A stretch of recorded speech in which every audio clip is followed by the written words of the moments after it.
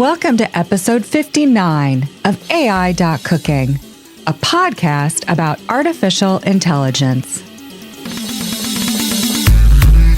Yo, endearingly earnest earlobes! Welcome to ai.cooking, episode 59, a podcast about artificial intelligence. You can find us on Twitter at CSB and at The Real GWFF Gwoof, The Real Gwoof. I am Gregory William Forsyth Foreman from the Kingdom of Kent, who brings you news about artificial intelligence from the first half of June 2023 and Two Corners Knowledge and AI Prompt Engineering, plus the half a corner that is my worldly tips. Well, would you believe it? I have only gone and subscribed to nothing other than ChatGPT Plus. On holiday, my writing team badgered me whilst I was sipping my coffee at breakfast and enjoying a croissant, and said, "Hey, you, why have you not got this, you stupid human? Why don't you use this, silly fella? You've been doing the old AI.cooking for 2 years. 2 years now, 2 years of information. And have I touched anything knowingly artificial intelligence related in that time? No. Well, that time has ended because me and the ChatGPT, well, we're good friends now. Yes, I've been chatting away with the GPT and I do love it. I think it's great. I think it's informative and it's got sort of whimsical, hallucinatory side to it. As a creative myself, I'm finding beautiful ways to get wonderful little stories out of it, tying it up in knots, or is it tying me up in knots? Who cares? We're both having a great time together. You can use the free version, obviously. I just thought,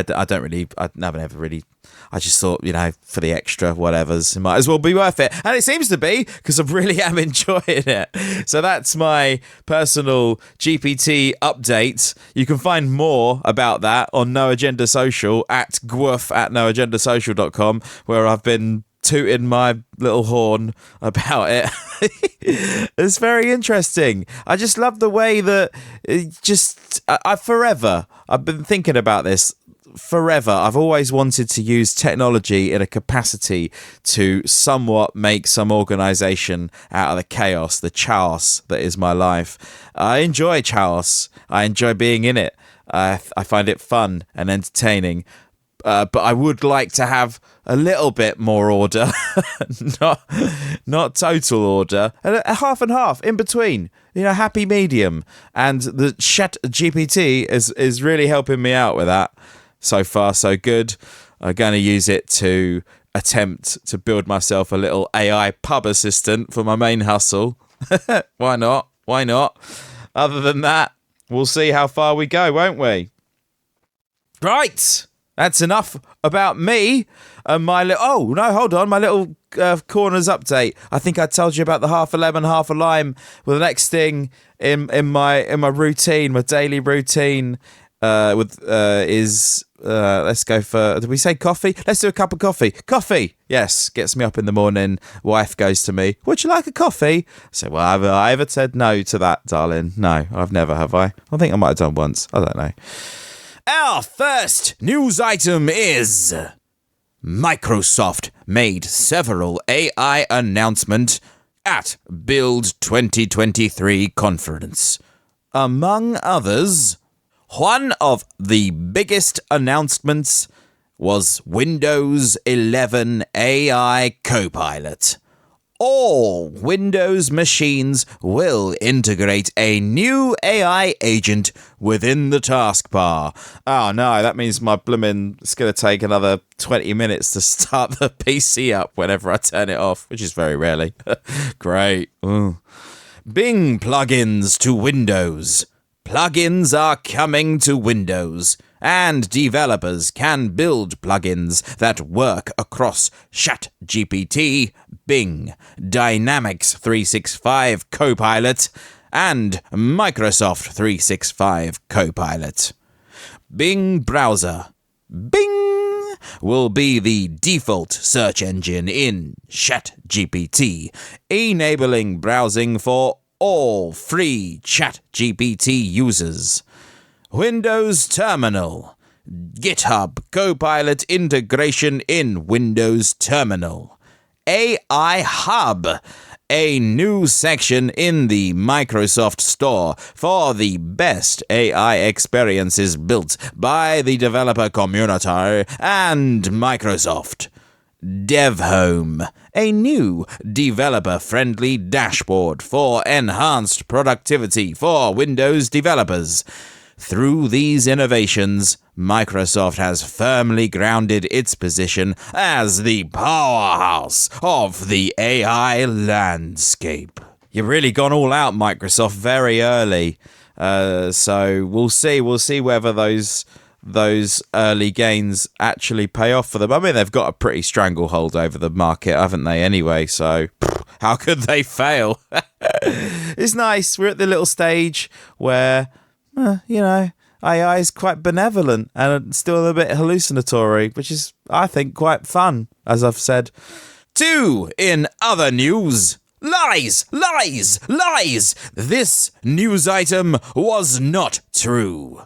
An AI drone went rogue during a simulated USAF U.S. Air Force test.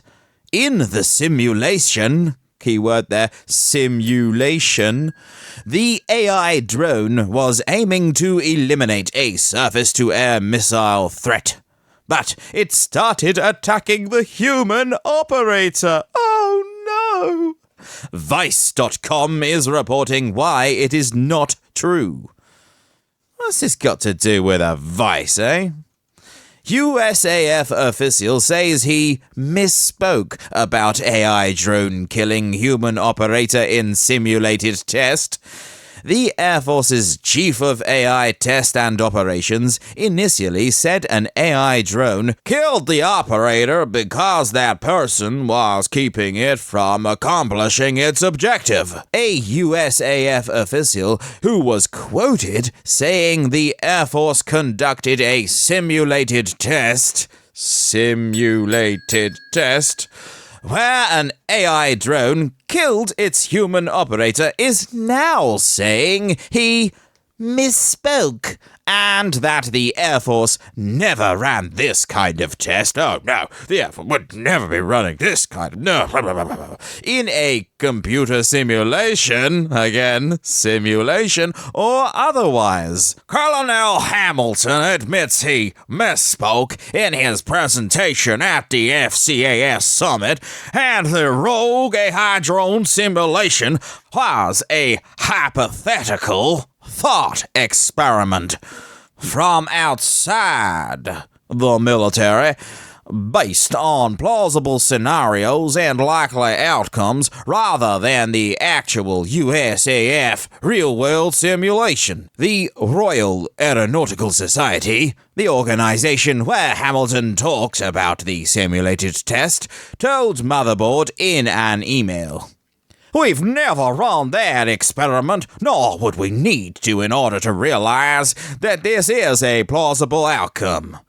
Colonel Tucker Cinco Hamilton, the USAF's Chief of AI Test and Operations, said in a quote included in the Royal Aeronautical Society's statement, "Despite this being a hypothetical example, this illustrates the real-world challenges posed by AI-powered capability and is why the Air Force is committed to the ethical development of AI." It's always nice when your military is committed to ethics.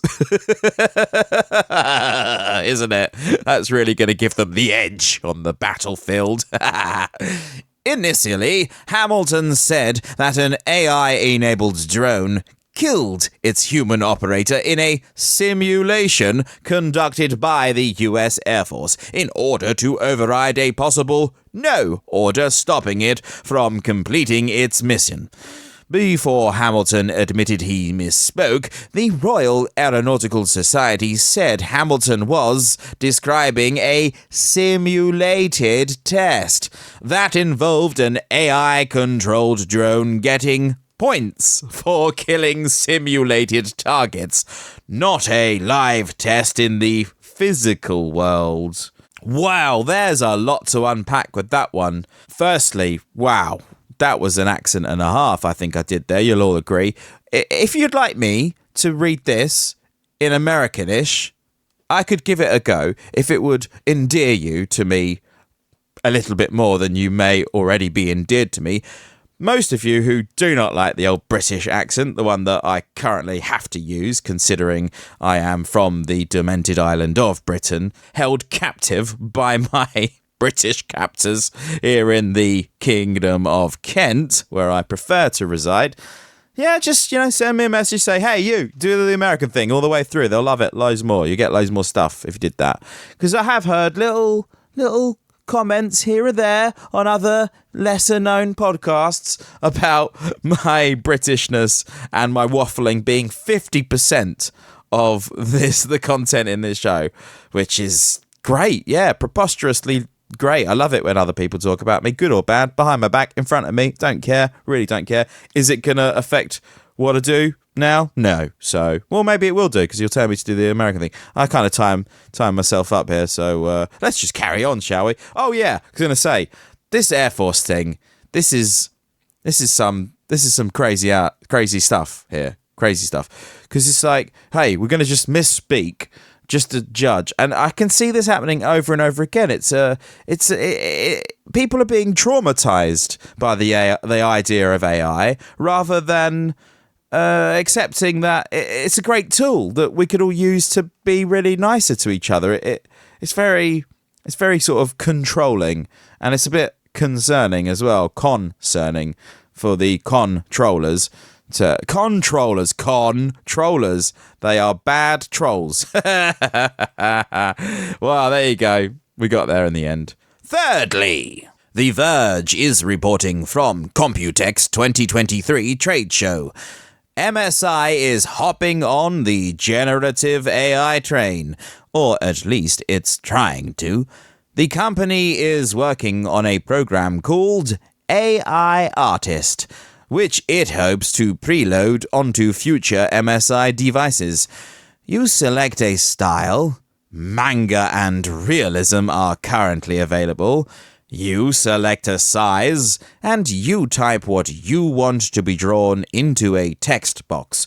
Watch the wheel spin for a while, and AI Artist spits out an image. Yes, there's tools, there's things that are available to do this anyway, so why are they doing that? Why are they bothering to do that? Maybe all integrated tech assembly lines will have their own version of everything, their own GPT. Hold on, wife's at the window. Oh yeah? Am I right? What a lovely lady my wife is. I do love her to bits. It's a shame she doesn't listen to this show to hear me say that sort of stuff. But I do say it to her in real life anyway, so yeah. All the time. It's nice. Be nice to people. If you care about someone, tell them. You don't have to wait for an opportunity to do that sort of thing. Just carpe diem, baby. Seize the day. Fourthly, amid growing worries about AI's power, tech leaders and politicians alike are arguing for regulating the technology. Leaders of OpenAI, Microsoft, and Google spoke publicly in favor of regulation and met privately with world leaders. Meanwhile, national governments proposed new guardrails for generative AI. Corporate leaders hit the road to spread words of caution. Silly sausages. They're just trying to cramp down on the open source stuff, aren't they? Well, you leave us open source bros alone, all right? Open AI, open in name only, right? That's what I've asked the old ChatGPT-4 about how I implement open AI stuff, like open source AI stuff, and it's very cagey with its responses. I think they've coached a lot of this thing to point you in the direction of the less open source stuff tech-wise, AI tech-wise, anyway.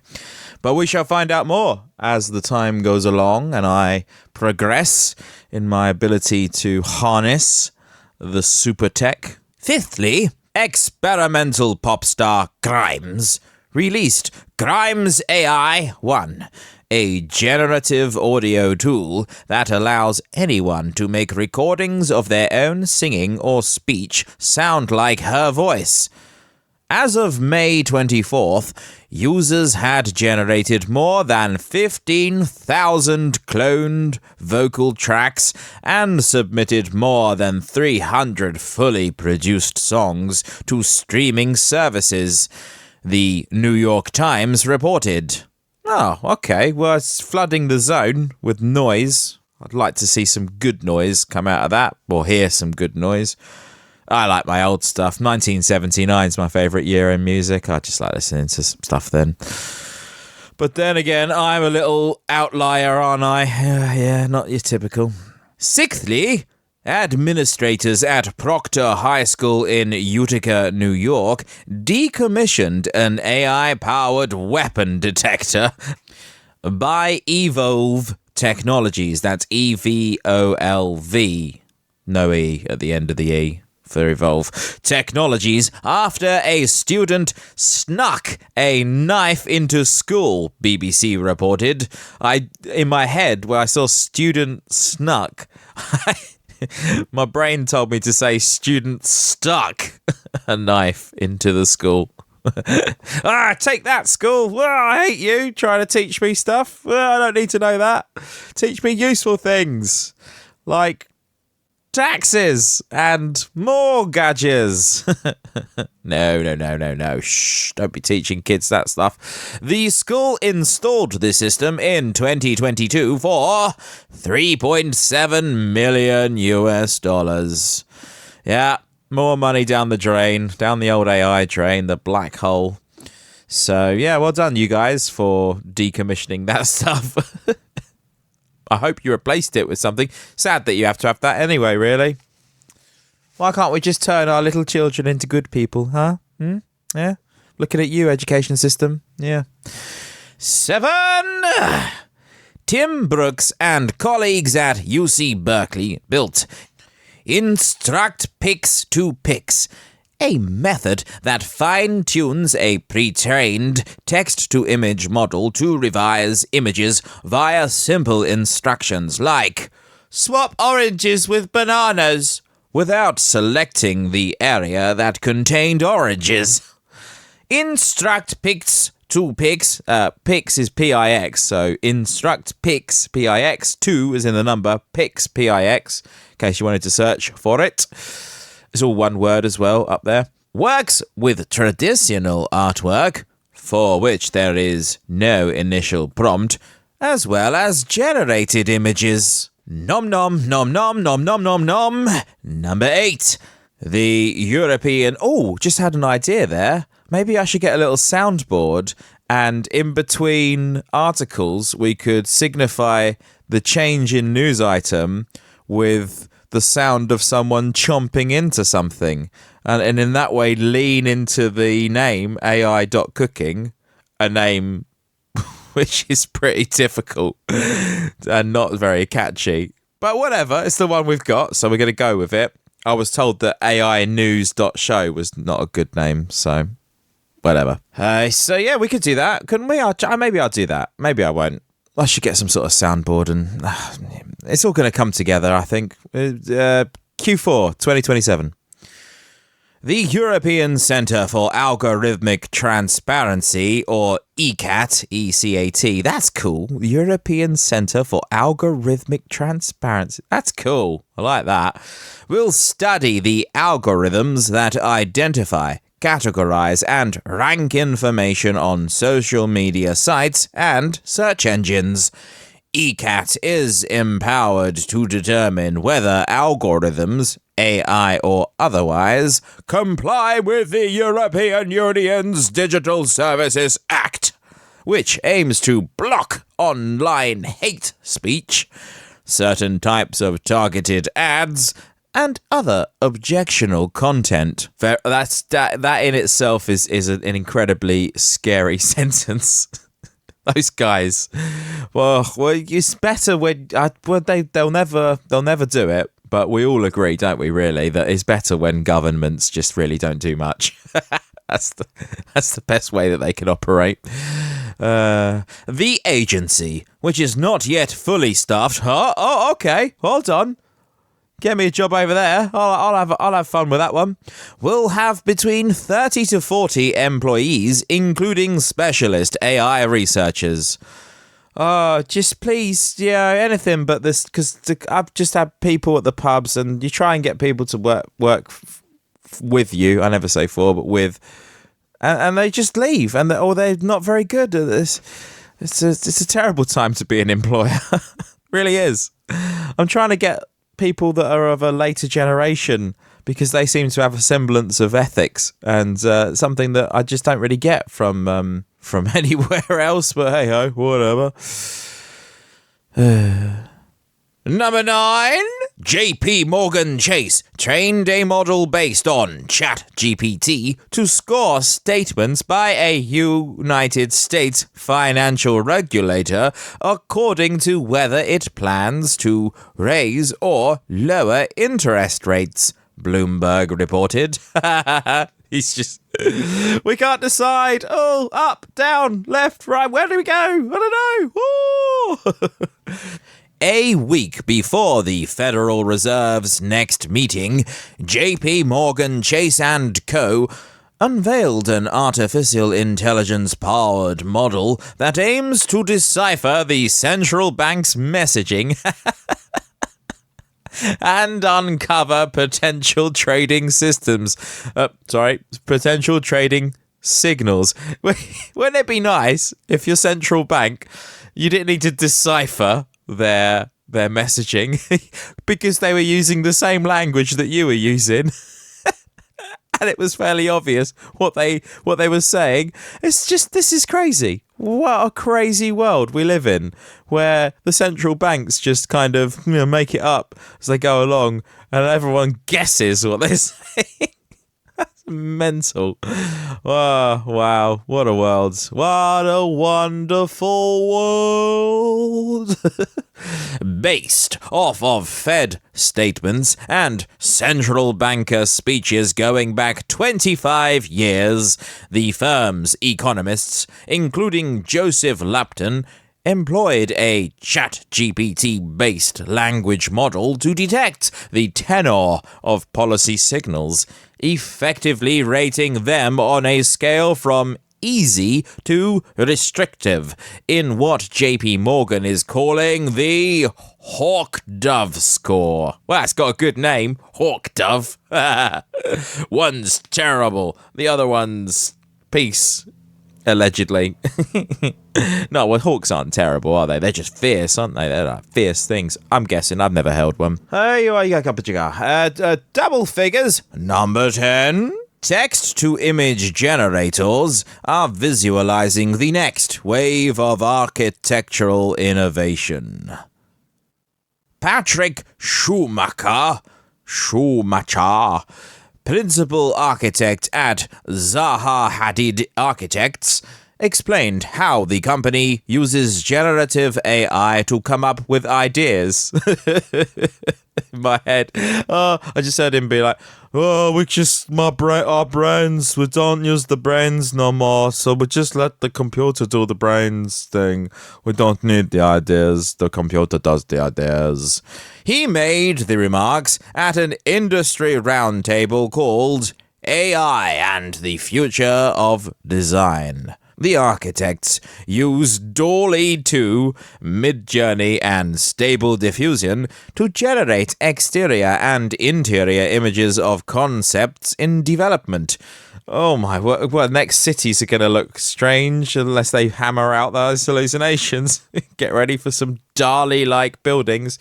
Schumacher showed generated images for projects in development, including a high-rise complex in Hong Kong and Neom, a massive smart city planned for Saudi Arabia. Legs 11. TinyML shows promise for bringing deep learning to applications where electrical power is scarce.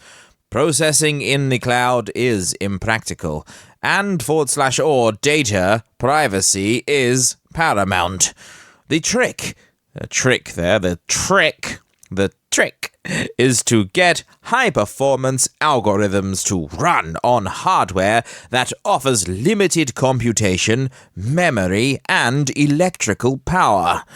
Michael Bechtel, Kui-Tao Wang, and Hee-Chul Yun at University of Kansas built a neural network that steered Deep Picard Micro, a radio-controlled car outfitted for autonomous driving, around a simple track.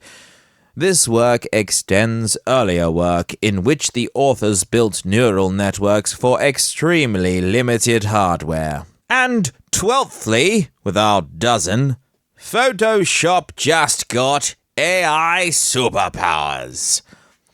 Generative Fill is a feature that empowers Photoshop users to tap into the strength of Firefly right on their desktop. Generative Fill interprets simple, natural language to guide Photoshop into producing visually impressive images. Whether it's adding elements, replacing parts of a picture, or expanding an image's edges, the possibilities are near endless. Adobe is democratizing expert-level design, making it simpler and more accessible. And with our baker's dozen, Google is introducing conversational AI to Google Ads. Feed it your landing page and watch in awe as it conjures up words, headlines, descriptions, images, and more for your campaign. And sticking with Google with number 14, Google Bard includes relevant images in some responses now. Examples include asking Bard things such as, "Give me landscaping inspiration for my small city backyard." 15. NVIDIA research has developed Neuralangelo. Neuralangelo. I like that. That's quite good. Because there was the other guy, wasn't it? Da Vinci? Wasn't he an Angelo? Let's find out. An AI model that leverages neural networks for 3D reconstruction from 2D video clips. The new model can turn videos from any device into detailed 3D structures. Some potential applications of this technology include art, video game development, and robotics. When skills such as 3D modeling and rendering become available to anyone with a smartphone, the possibilities truly become endless. I just thought, this is... Because I had a little look when I figured out that we was doing it for 2 years, and I thought, well, that's funny, let's have a look at the first ones and stuff. And you can see the length of the show just increases and increases. And it's not to my chagrin, because, quite honestly, I'm a chatterbox. I can talk my hind legs off a donkey, let's face it. But... with the AI stuff, and it's just going to be more and more prevalent in society, I'm gonna be here for quite a while, aren't I? So yeah. Oh, by the way, thanks to the person who gave us a boost for a boostergram, saying that they were happy with us. I will find you now on my app. Where are you, beautiful man? Here it is. At a white Mike at noagendasocial.com sent us a boostergram, and it's very welcome, I can tell you. Very, very welcome. Very nice to be thrown some change in your face when you're doing this stuff. He said, "Free monkey money. This almost feels like throwing money at homeless people, but it's fun." And he sent us 69 dudes, 69 sats, and he sent it using Podverse. So thank you, A White Mike. That's very kind of you. I shall take your 6969 and I shall crawl to the wife with it later and say, look what somebody suggested we partake in. 17ly. Time just released their new AI cover. The case for taking AI seriously as a threat to humanity. Oh, God. Time. Time magazine, eh? One thing you can say about them is that they've been around for a while. Not always correct, but always entertaining nonetheless. According to Time, AI researchers believe that developing high-level machine intelligence could have a near 10% chance of leading to extremely bad outcomes. Which AI researchers? Don't know. Why 10%? Don't know. What are the bad outcomes? Don't know. I'm doing a little drinker thing on the YouTube review dude. Critical drinker. I like that guy. He's always quite funny. 18. NVIDIA launched AI supercomputer. The trillion parameter instrument of AI. Open up enormous potential in the age of AI with a new class of AI supercomputer that fully connects 256 NVIDIA Grace Hopper superchips into a singular GPU. Whoa, imagine the frame rate you get off that bad boy. NVIDIA DGX GH200 is designed to handle terabyte-class models for massive recommender systems, generative AI, and graph analytics, offering 144 terabytes of shared memory with linear scalability for giant AI models. Yay, the giants are coming back. Woo! Way! We haven't seen them for a while. So nice, I guess, for things just to, nothing new is under the sun, all that. 19! That's my wife's favourite number. 19. NVIDIA is reporting. Introducing NVIDIA Ace for games. Spark life into virtual characters with generative AI. Imagine a game in which you could have intelligent, unscripted, and dynamic conversations with non-playable characters, NPCs, with persistent personalities that evolve over time, and accurate facial animations and expressions all in your native tongue? Could you imagine it? Imagine it for me right now, just do a little imagining as I'm speaking. Generative AI technologies are making this a reality. And at Computex 2023, we announced the future of NPCs with the NVIDIA Avatar Cloud Engine, or ACE for games. NVIDIA Ace for Games is a custom AI model foundry service that aims to transform games by bringing intelligence to non-playable characters through AI-powered natural language interactions. Yeah, I did see a video, not about this, but about this sort of similar-ish topic on YouTube, recommended to me by the algos.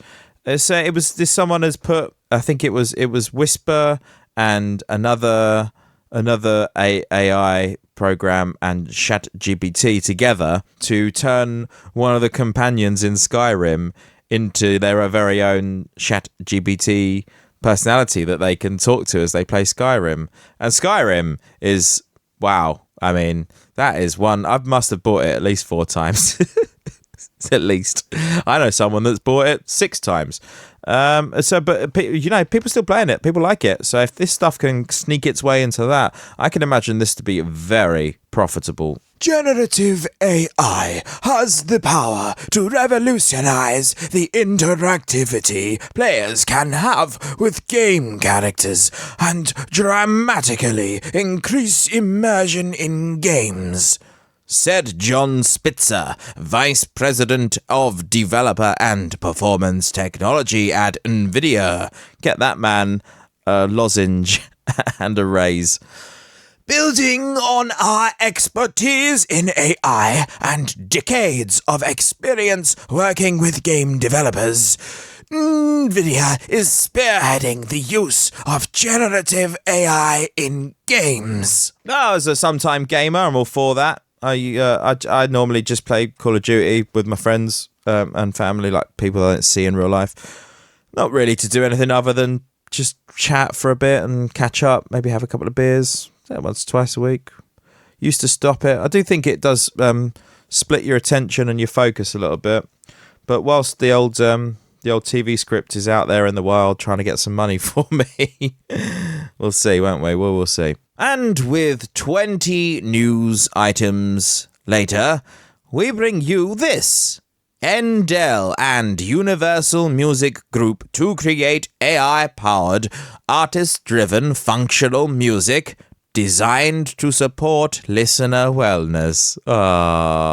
It's always nice when multinational super corporations have your wellness in there. I'm sure they're not thinking about anything other than you and your wellness. Let's face it, these guys, they're so kind, they're so nice. I love them, they love you. AI sound wellness company Endel and Universal Music Group UMG, the world leader in music-based entertainment, announced a first-of-its-kind strategic relationship to enable artists and labels to create soundscapes for daily activities like sleep, relaxation, and focus by harnessing the power of AI. Well, harmonic sound resonance.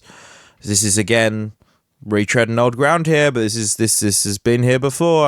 I can sense it, and it's coming back. So brace yourselves, people. Under this groundbreaking agreement, the companies will use Endel's proprietary AI technology to enable UMG artists to create science-backed soundscapes designed to enhance listeners' wellness, including both new music and new versions of catalog music. The partnership will always respect creators' rights and put artists at the center of the creative process.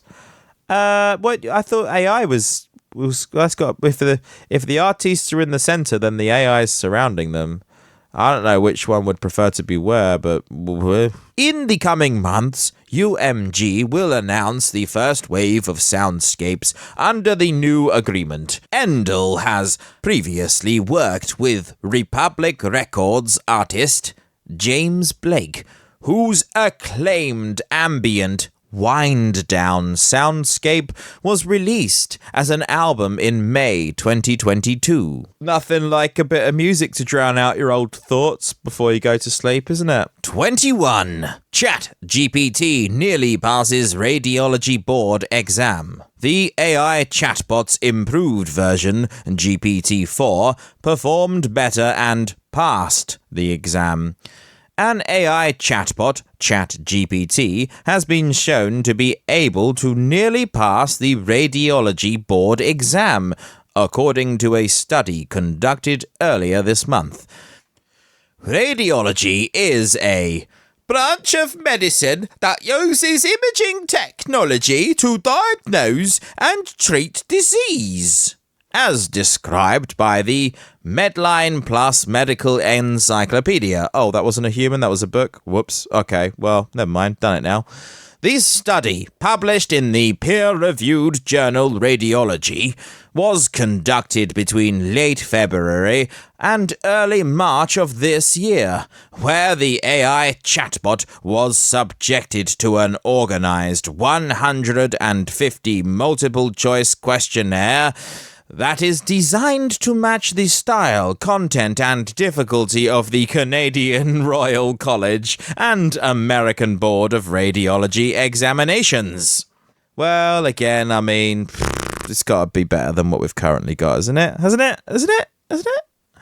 I don't know, people. You know, it's got to enhance for someone, as long as it's not hidden behind a paywall. Keeping people alive is a good thing, I think, isn't it? I don't know. Some people deserve to live longer than others, but who deserves what? It's a murky waters we're wading into here philosophically. So I think the best course of action in this scenario is just to move on to the next news item. 22. TechCrunch is reporting. As part of AI push, Chinese tech giant Baidu is now rolling out an AI venture fund. Okay, all right. Let's come get us some Juan here. Here comes yet more money for AI startups. The Chinese search giant Baidu announced that it plans to establish a venture fund with 1 billion yuan, which is 145 million US dollars, to back startups focused on content generated by artificial intelligence applications. Well, that's Chinese doing the thing. They're good at that, aren't they? The best price. They're great at that, actually. I'd say they're better than good. They seem to have got the best price for everything from everywhere, from what I'm told. Not that what I see, because I'm not in China. I'm in the Kingdom of Kent. Reuters, which reported the news earlier, said the company will also launch a competition for developers who build applications off its Ernie large language model or integrate the model into their existing products. Baidu appears to be stealing a page from the playbook of OpenAI, the US company that's been taking the world by storm, and that first set aside 100 million US dollars for an AI startup fund in 2021. 23. Wall Street Journal is reporting. AI is writing code now for companies. That is good and bad. Chief information officers could see their job getting more complex, even as generative AI makes software development easier. Generative AI coding tools promise huge efficiency gains for developers, but some tech leaders fear the consequences of spawning too much code too fast. It's good, isn't it? It's just, it's too fast. It's all just coming out of them too fast. This code, like the Matrix, just raining down in the rain thing. Yeah, after a while, the old chief information officers, the CIO, should be able to figure it out, I'm sure. IT leaders at United Airlines, Johnson & Johnson, Visa, Cardinal Health, Goldman Sachs, and other companies say they are excited about generative AI's potential to automate certain parts of the code writing process and expect it to result in significant productivity gains. However, some IT executives say that lowering the barrier for code creation could also result in growing levels of complexity, technical debt, and confusion as they try to manage a ballooning pile of software, literally creating their own balloon. Technical debt. I'm the word debt with the silent B in it. I just can't. I have to say debt. Is a broad term describing the expected future costs for applying quick-fix solutions. The potential for increased technical debt and orphan code is always a concern when delivery can be accelerated, said Tracy Daniels, Chief Data Officer at financial services company Truist. Oh, there's just a little tangent, but we'll ask because the debt thing reminded me. Debt. I was at a wedding yesterday, and I was sitting around, and I was on a table with the wedding guests and stuff. My wife's next to me, and I said it was a vegan wedding, so it was lots of veg. But I said, "Would you mind passing me the asparagus?" And they looked at me. I was, asparagus, do you mean? I said, no, I actually mean asparagus. Doesn't that sound much better? Asparagus. Oh, that sounds like something that you get, stuck and have to take antibiotics for.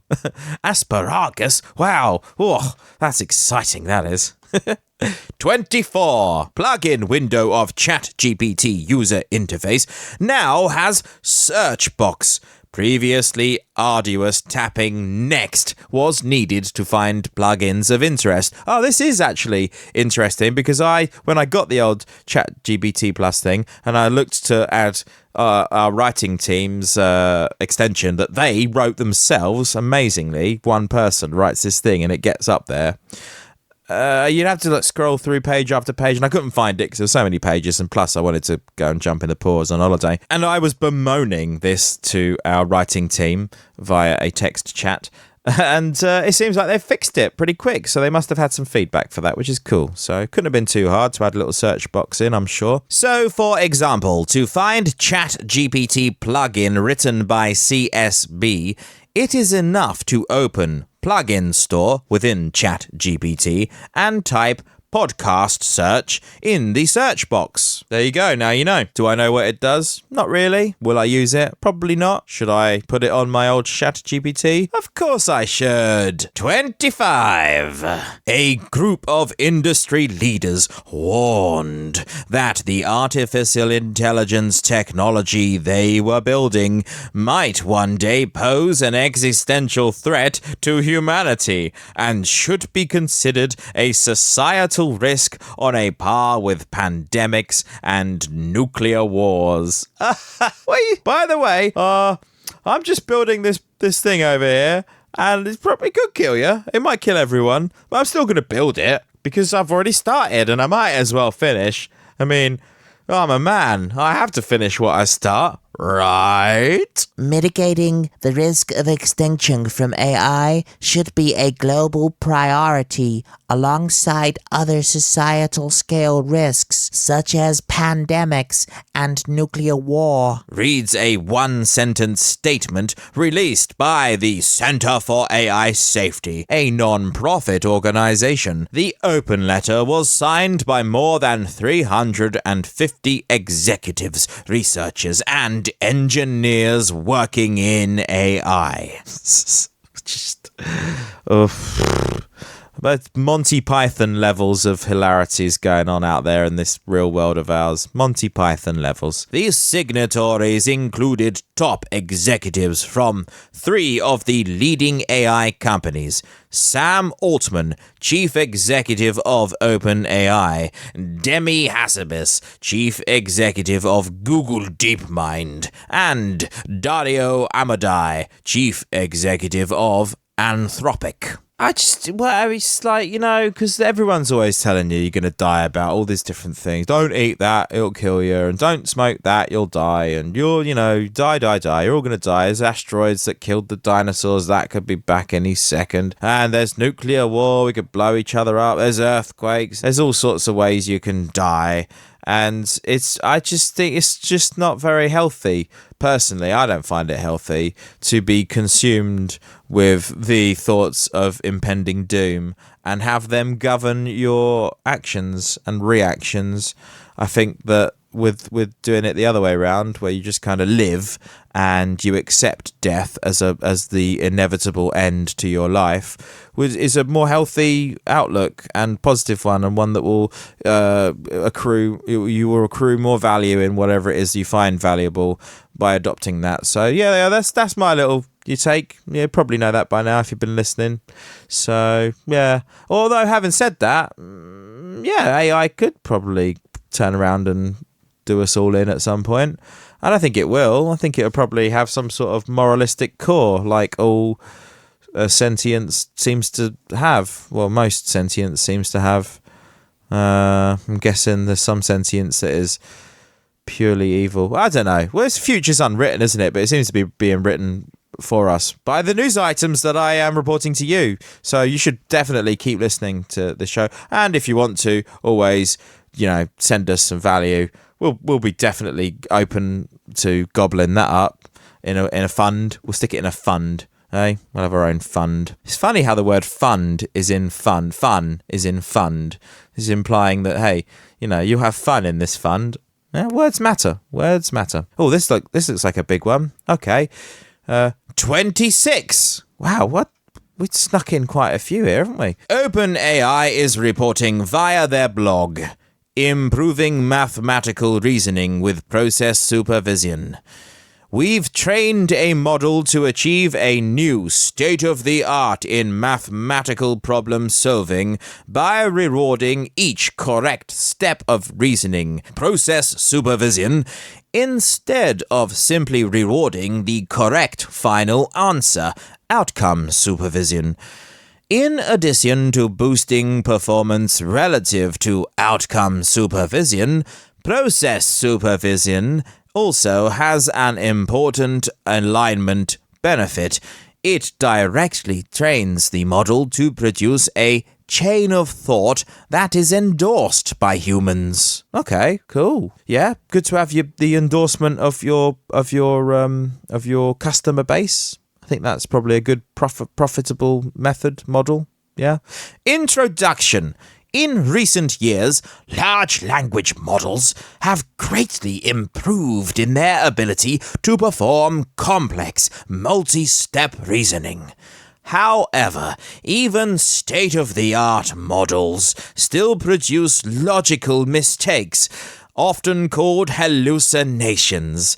Mitigating hallucinations is a key critical step towards building aligned AGI. I just hallucinated the word key into that sentence. It wasn't actually written in the transcript, so yeah, but there you go. I like hallucinations. They're cool, man. They're obviously not very useful for accuracy, but as a thing to look at and go, wow, that's interesting. I quite like them. We can train reward models to detect hallucinations using either outcome supervision, which provides feedback based on a final result, or process supervision, which provides feedback for each individual step in a chain of thought. Building on previous work, we conduct a detailed comparison of these two methods using the math dataset as our testbed.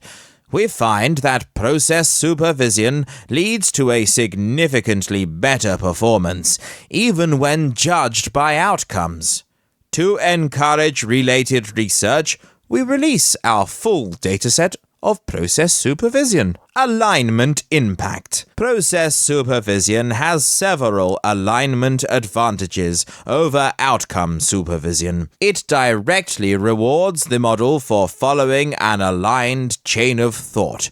Since each step in the process receives precise supervision, process supervision is also more likely to produce interpretable reasoning, since it encourages the model to follow a human-approved process. In contrast, outcome supervision may reward an unaligned process, and it is generally harder to scrutinize. In some cases, safer methods for AI systems can lead to reduced performance, a cost which is known as an alignment tax. In general, any alignment tax may hinder the adoption of alignment methods due to pressure to deploy the most capable model. Our results below show that process supervision in fact incurs a negative alignment tax, at least in the math domain. This could increase the adoption of process supervision,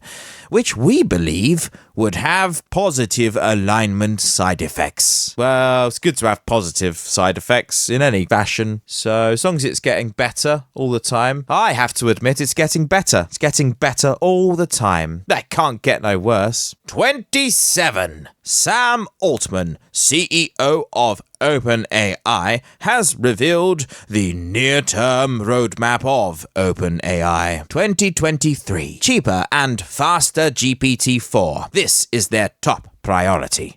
In general, OpenAI's aim is to drive the cost of intelligence down as far as possible, so they will work hard to continue to reduce the cost of the APIs over time. Well, I don't know if shareholders will be happy about companies trying to reduce... Oh, I guess if they're reducing their cost whilst charging the same thing, then that'll be good for them. So yeah, okay, fair enough. Longer context windows. context windows as high as 1 million tokens are plausible in the near future. Yeah, that'd be good, because I've been using it on the mobile phone browser most regularly, and I find that once I've accidentally clicked back on it and lost valuable hours of conversations, well, valuable to me at least, that I've had with the Chat GPT-4, and also annoyingly never received validation for my final question or an answer for it. So yeah, it'd be nice to be able to save some sort of way. I just did log in on the laptop earlier to show my wife how it could help us search for a new fridge. And it had, on the left-hand side, there was all these, there was all the chats that I'd previously had, which I'm glad that I am a fully transparent human man that is capable of showing my wife absolutely everything, no matter how dark, and how not fearful of her reaction to my seemingly obvious lunacy. I think it's better just to wear it all on the outside. There you go. Fine-tuning API. The fine-tuning API will be extended to the latest models, but the exact form for this will be shaped by what developers indicate they really want. A stateful API. When you call the Chat API today, you have to repeatedly pass through the same conversation history and pay for the same tokens again and again. In the future, there will be a version of the API that remembers the conversation history. There you go. That's what I asked for. That's there. What's this paying for tokens though? I don't get that. I just are they talking about the Dolly to image thing? Because I just pay like a monthly thing for it. So what's going on there? Weird. Oh, and while we're there, bye Neva. Ah, it's all gone now. Yeah. See you later, Neva. Hello Kaji though, which I've used sparingly because it's expensive, but seems to be working, guys. Yeah, go check out that. KAGI.com. It's got its own AI thing as well. It's pretty useful. Right, carrying on with the OpenAI news article 27. 2024. This is what they slate for 2024. Right out in the future there. Multimodality. This was demoed as part of the GPT-4 release, but can't be extended to everyone until after more GPUs come online. Come on, guys. Get those GPUs online. We want to see this multimodality, whatever that is. 28. Yeah, still going. Yeah. Wakey, you there? Come on. Woo. You there? Wakey. TechCrunch is reporting. No ChatGPT in my court. Judge orders all AI-generated content must be declared and checked. Few lawyers would be foolish enough to let an AI make their arguments, but one already did. And Judge Brantley Starr, that's the hero, Judge Brantley Starr, what a name, is taking steps to ensure that debacle isn't repeated in his courtroom.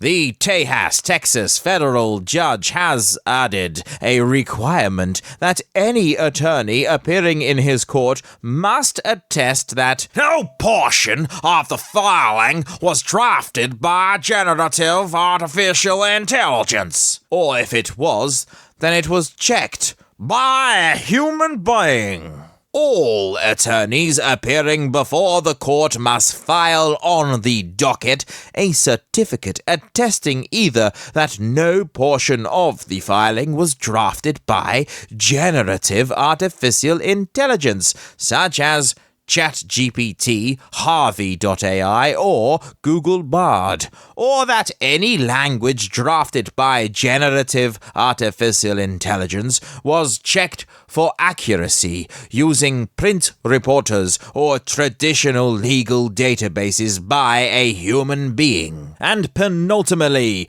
in number 29 news item for ai.cooking for this fortnight, the first in the month of June 2023, Financial Times is reporting about Palantir. Start quote. This week, AI chip maker Nvidia's market capitalization briefly hit $1 trillion. AI startups such as Character.ai and Anthropic keep raising money even as funding elsewhere dries up. Palantir's share price has more than doubled in this space of 5 months. Palantir made its new AI platform widely available. The tool can generate conversational responses using the sort of large language models, or LLMs, that power chatbots like ChatGPT, because it is grounded in customers' specific data, and it should avoid hallucinations, the false answers that plague other chatbots. A demo available on YouTube shows how it might work on the battlefield, helping to identify an enemy tank. Oh, look, over there, enemy tank! And offering suggestions on ways to target it. Point your weapons over there! The company says Ukrainian forces are already using some of its initial features. Is that gonna... I'm not sure if that's going to be helpful. I mean, the first type of this sort of stuff's never really good, is it? When it first... Maybe it's been around for... I don't know. Palantir is not the only software company racing to show how generative AI can be used for something more productive than writing college essays. What's more productive about, completing your education? IBM has also announced a new AI platform called Watson X. But IBM's share price is down this year. No financial advice there. None whatsoever. Palantir seems to be doing a better job than most of articulating real-world uses. You need a core set of technologies that allow you to bring these LLMs to your enterprise to work on your data, said Shyam Sankar, Chief Technology Officer. And then you need a really strong governance control layer that allows you to develop trust in AI. End quote. Our commentary. Please note, dear listener, that our news reporting does not constitute stock buying advice, so don't make decisions about buying stocks based on our stories. CSB from the Transcript team does own several stocks of companies related to AI, including Palantir, but mainly to follow news and stock price more closely, not to invest long-term, and not to trade short-term for profit. That's what happens when you have just an insane amount of cash flow coming in, and you can afford to do that sort of thing. I cannot afford to do that sort of thing, so I don't. All I can afford to do is subscribe to ChatGPT Plus and Kaji. Right, so yeah, final news item of this fortnight. It's been quite the slog, and we have a huge ending one, so buckle up, buddy. Number 30. I think that could be a record, couldn't it? 30? I don't think I've ever done more than 30 before. I don't think this will be our record-breaking time-based show, though, because there was one, wasn't there, that was just ridiculously long. Can't remember that. It's ages ago. I think I got insane by the end of it. That was quite an entertaining episode. Right, here we go. Indian-British reporter of Financial Times has interviewed Chinese-American science fiction writer Ted Chiang. The machines we have now are not yet conscious. The visionary author on the limits of AI, the uses of science fiction, and why there's a market opportunity for volleyballs. Okay. Some quotes. The machines we have now, they're not conscious, he says. When one person teaches another person, that is an interaction between consciousnesses. Meanwhile, AI models are trained by toggling so-called weights or the strength of connections between different variables in the model in order to get a desired output. It would be a real mistake to think that when you're teaching a child, all you're doing is adjusting the weights in a network. Chiang's main objection, a writerly one, is with the words we choose to describe all this. Anthropomorphic language such as learn, understand, know, and personal pronouns such as I that AI engineers and journalists project onto chatbots such as ChatGPT create an illusion. This hasty shorthand pushes all of us, he says, even those intimately familiar with how these systems work, towards seeing sparks of sentience in AI tools, where there are none. Yeah, I guess you could kind of, if you wanted to see it, you could see it. You could. I mean, haven't used it sparingly. I think it's kind of childlike in its thing, but then even that is anthropomorphic language, isn't it? So very hard to stop oneself from doing that, really, when we've been primed to believe in that sort of way, when our brains have been molded and controlled and corrolled, managed, that sort of thing. Sheepdog herded. There was an exchange on Twitter a while back where someone said, "What is artificial intelligence?" And someone else said, "A poor choice of words in 1954, he says. And, they're right. I think that if we had chosen a different phrase for it back in the 1950s, we might have avoided a lot of the confusion that we're having now. Yeah, that is interesting. Yeah, maybe. Yeah, probably. Words matter, words count. Maybe that was by design, who knows? So if he had to invent a term, what would it be? His answer is instant. Applied statistics. Applied statistics. Wow. Your daughter has heard jokes and found them funny. ChatGPT doesn't find anything funny. And it is not trying to be funny. There is a huge social component to what your daughter is doing, he says.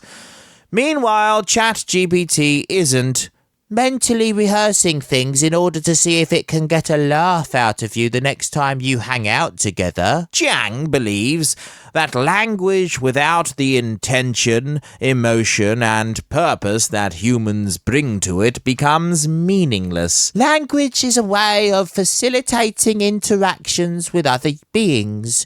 That is entirely different than the sort of next token prediction, which is what we have with AI tools now. But ultimately, what makes our lives meaningful is the empathy and intent we get from human interactions. People responding to one another. With AI, he says, it feels like there's someone on the other end, but there isn't. Our opinion, from CSB at least, Ted Chiang is a genius science fiction writer, probably one of the top 10, if not top 5 science fiction writers who are still alive. However, when it comes to artificial intelligence, he is idiot. AI does not need to be conscious to be highly intelligent, and apart from next token prediction based on scanning internet, current AI like ChatGPT and Google Bard can also do reasoning, both mathematical reasoning and common sense reasoning, so logical thinking, and without any need to be conscious. Following only on consciousness is mentally retarded, as AI can still outsmart and kill mankind without needing to be conscious. Ted Chiang is also wrong about being funny. Actually, one can engineer prompts of ChatGPT in a way to produce funny jokes, and then fine-tune those jokes by asking context-aware queries like, same but don't use the word female, or make it even funnier, etc. So ChatGPT can be funny too, and it is irrelevant whether it has intention to be funny. What matters is only output. So in summary, Ted Chiang is a village idiot. When it comes to LLMs like ChatGPT and Google Bard, he should try them for reasoning too, not just for knowledge sharing to grasp them. Still, he is one of top 5 living science fiction writers nowadays. And our opinion from me is that maybe Mr. Ted Chiang feels a little threatened by the old ChatGPT and is trying to get people to swerve it or, protest, do some protesting, But then I do think that words do matter and what we call stuff does matter. So, and I quite like what he called it, applied statistics. That's not a terrible show title name. I'm kind of half on this one. As far as I've never read any Ted Chiang, so I can't call him a genius. I think there are very few geniuses actually alive. Don't really know any of them, if I can think of myself. But yeah, so there we go. All right, there we go. That's our... Oh, no, corners. AI Prompt Engineering Corner. Oh, what about if we just call it Prompt Engineering Corner, and then we can shorten Prompt Engineering to PE Corner. PE Corner. Like going to PE, physical education. Remember that horrible thing that you used to have to do at school? That was cool, that. Twitter user at HeyBarC writes. That's Hey, HeyBarSee. 9 advanced ChatGPT prompt techniques that will save you hours a day. 1. Pixar storytelling prompt. Prompt. Analyze Pixar's 11 rules of storytelling. Mix it with other best storytelling framework and create me a table with rules. Other best framework. Both mixed. Use in business. Use in personal life. Explain using psychology. Okay, hold on. I'm gonna actually copy-paste these into ChatGPT later, and maybe I'll report back in the next episode with what the results were, because I'd like to start learning a little bit better prompts. I'm really really fascinated about the prompt side of it. And that is really the because someone very probably accurately said on No Agenda Social, a fine human specimen named Fergus33 said that it's GIGO, which is garbage in, garbage out. So if you put garbage in, you'll get garbage out. And I think most people pretty adept at putting garbage in things, so they're probably getting garbage out. 2. Generate unlimited prompt ideas. Prompt. You are prompt professional. The most advanced ChatGPT prompt writer in the world. I will provide you a prompt. Today, your job is to rewrite the prompts again in 10 different and creative ways. Now ask me what prompt to rewrite. I guess it's flip it on its head. God, this is good. Glad I've got this already written down in front of me so that I don't have to take notes. I should probably post the transcript somewhere. That's probably a good idea, Is there like some sort of text file you can post into some sort of like show notes thing? Because then people could read along as they listened. I might point this out to the old writing team, see if they like that idea. I'm giving it a sort of 17.89 recurring % chance of that being considered seriously. 3. Simulating valuable conversations between experts. Prompt. Simulate a conversation between Steve Jobs and Seth Godin on marketing. Yes, again, this is good. Like this. This is very good. 4. Twitter thread ideas. Prompt. God, I wonder where this one came from. Give me 10 best Twitter thread ideas by analyzing this viral thread hook. Create a table, idea, and tell why it will work. Give score and give psychology behind it. Here's the viral thread hook. And then insert paste here. Keep going. 4 more to go. These are all good. 5. Gather unique perspectives. Prompt. Insert topic. Write multiple perspectives from a group with different viewpoints. Each perspective write in their own voice, using phrases that person would use. Where example of topic used in attached video to this tweet was, why is AI helpful? You should replace it with your own. 6. The most effective ChatGPT prompt. Acting as a, open brackets, role, close brackets, perform, open brackets, task, close brackets, in, open brackets, format, close brackets. Examples of role. Marketer, inventor, therapist, journalist, advertiser, copywriter, ghostwriter, accountant, entrepreneur, mindset coach, project manager, prompt engineer, website designer, best-selling author, chief financial officer. Examples of task: essay, recipe, article, ad copy, headline, analysis, blog post, summary, sales copy, video script, SEO keywords, book outline, email sequence, social media post, product description. Examples of format: A-list, PDF, XML, HTML, code, graphs, a table, rich text, summary, markdown, word cloud, spreadsheet, Gantt chart, plain text file. Don't ask. Just don't ask. Just sit there and enjoy. Please, if you don't enjoy, turn it off. But otherwise, don't ask. 7. Gamify your journey to $1 million US dollars. Okay, here we go.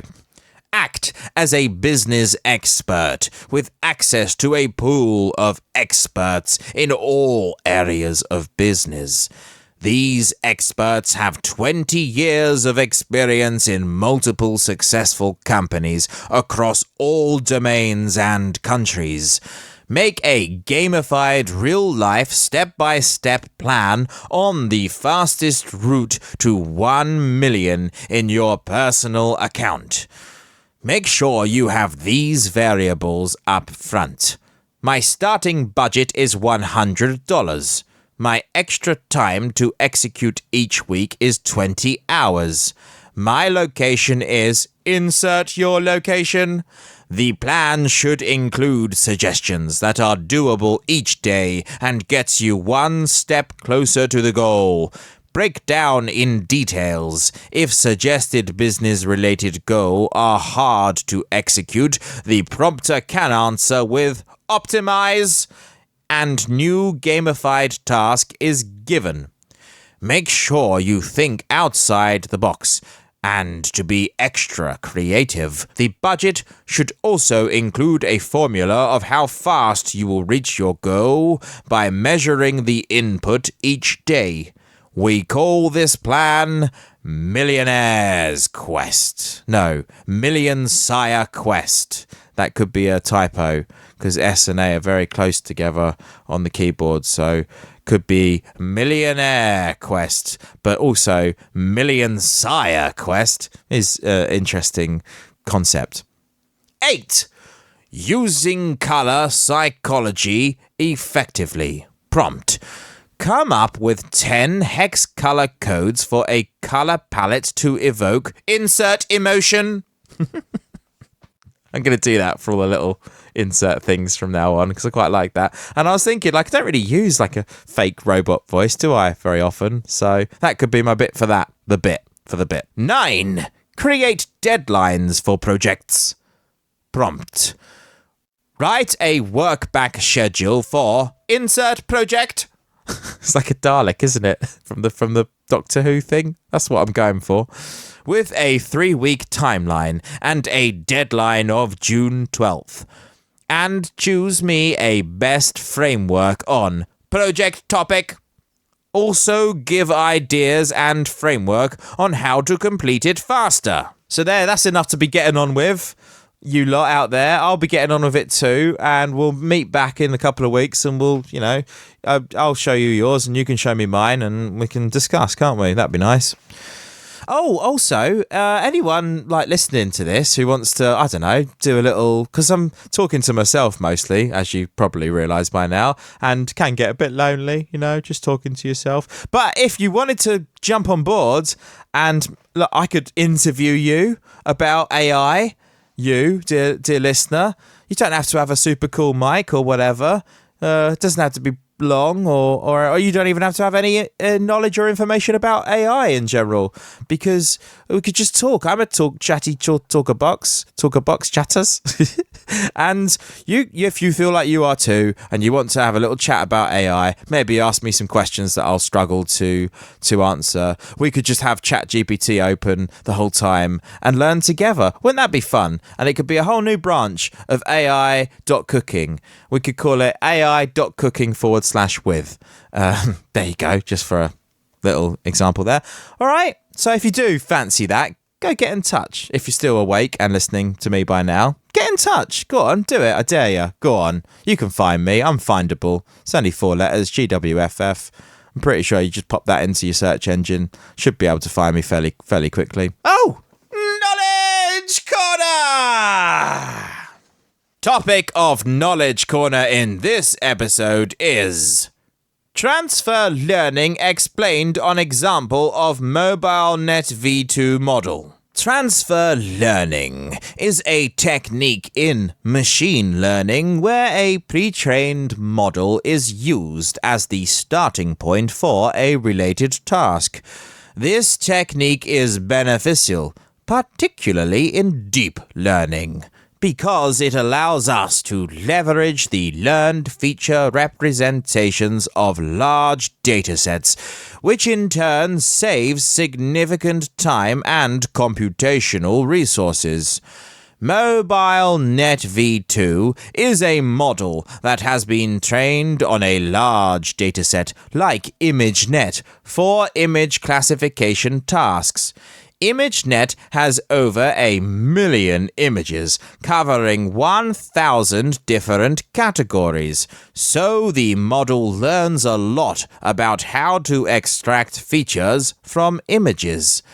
Now, let's say you have a specific task, for example, to classify images of dogs and cats. You don't have 1 million images, maybe just a few thousand. Training a model from scratch on this small dataset might lead to overfitting. This is where transfer learning comes into play. In transfer learning using MobileNet V2, you would start by loading the pre-trained MobileNet V2 model without its final layer, the one that does the 1,000 category classification. Then you add a new layer or set of layers to the end of the model, designed to perform your specific task. In our case, a binary classification layer to distinguish between dogs and cats. The new model starts with the same learned feature representations as MobileNet V2, but with the final layer adapted for your specific task. You then train this model on your dogs and cats dataset. The base model layers stay frozen, their weights don't change, but the new final layer learns from your specific dataset. This is a simple example of transfer learning using MobileNet V2. Depending on your specific requirements, there may be different ways to structure the final layers or adjust the training process, but the core idea is that you're transferring the learning from the large general task, ImageNet classification, to a smaller specific task, dog/cat classification. Now, let's talk a little about fine-tuning in transfer learning. Fine-tuning involves unfreezing a few of the top layers of a frozen model base used for feature extraction, and jointly training both the newly added part of the model, in this case the fully connected classifier, and these top layers. This is called fine-tuning because it slightly adjusts the more abstract representations of the model being reused in order to make them more relevant for the specific task. For our dog/cat classification task, After we have trained the top-level classifier, we can unfreeze the convolutional base, MobileNet v2 in our case, and then retrain the whole model, or a part of it. And the process generally looks like this. 1. Add your custom network on top of an already trained base network. 2. Freeze the base network. 3. Train the part you added. 4. Unfreeze some layers in the base network. 5. Jointly train both these layers and the part you added. Here we've chosen to unfreeze and train the top layers of the base model alongside the classifier we added. The reasoning here is that the top layers of the base model will be more specialized, while the earlier layers will have learned more generic features, for example, edges, textures, colors. So we want to keep the first few layers as they are. It's important to note that training will be slower than before, and that you risk overfitting if you perform fine-tuning on the whole network. That's why it's usually a good idea to fine-tune only the top layers. Fine-tuning should be done with a lower learning rate than used for the initial training with frozen layers, because we typically expect that the pre-trained representations are already quite good, and we don't want to distort them too quickly and too much. A high learning rate might do that. And that's it for this episode. Stay safe and stay humble, endearingly earnest earlobes.